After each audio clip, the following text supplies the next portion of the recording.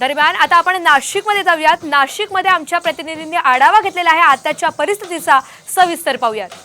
27व्या राष्ट्रीय युवा महोत्सवासाठी आता देशभरातून तर युवक युवती या ठिकाणी नाशिकमध्ये दाखल व्हायला सुरुवात झालेली आहे। समोर आपण या दृश्यांमध्ये पाहिलं तर उत्तर प्रदेश राज्याचं हे पथक आहे जे या ठिकाणी आता आपली कला पंतप्रधान नरेंद्र मोदी यांच्या समोर सादर करणार आहे आणि जो उत्तर प्रदेशमधला पारंपरिक कला नृत्य आहे ते सगळं या ठिकाणी आज या पथकाकडून सादर केलं जाणार आहे।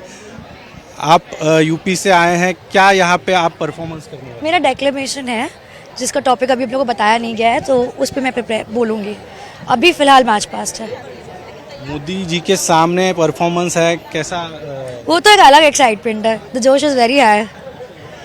आप क्या परफॉर्म करने वाले हैं? सर मेरा एकल लोक नृत्य है और मैं भी अपने उत्तर प्रदेश को रिप्रेजेंट करने वाली हूँ अपने भोजपुरी माध्यम के ज़रिए, जो कि महाराष्ट्र वालों को तो पसंद आना ही आना है और मोदी जी भी बहुत पसंद करने वाले हैं। आपका क्या परफॉर्मेंस है? लोक गायन।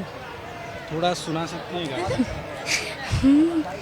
कोयल बिन बगिया ना शोभे राजा, कोयल बिन बगिया ना शोभे राजा, कोयल बिन बगिया ना शोभे राजा।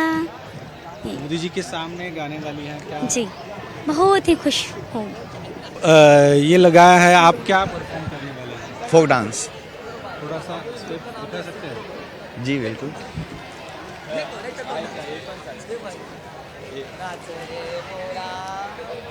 मोदी जी के सामने परफॉर्मन्स आहे, कैसा? बहुत अच्छा लग रहा है। आपण पाहतोय हे सगळे उत्तर प्रदेशचं हे पथक आहे। आप थोड़ा सा अगर डांस में क्या परफॉर्म करने वाले हो वो दिखा सकते हैं तो दिखा दीजिए।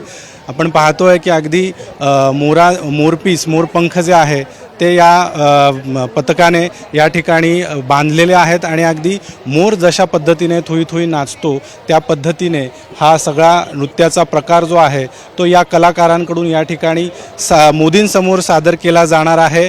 उत्तर प्रदेशप्रमाणेच अगदी आपण बघितलं तर देशाच्या वेगवेगळ्या राज्यातले पथक या ठिकाणी आपापली कला आपापली संस्कृती या ठिकाणी सादर करणार आहेत आणि त्यामुळे या युवा महोत्सवाच्या निमित्ताने नाशिकमध्ये आपल्याला देशातल्या वेगवेगळ्या कलांचं तिथल्या संस्कृतीचं दर्शन जे आहे ते घडणार आहे।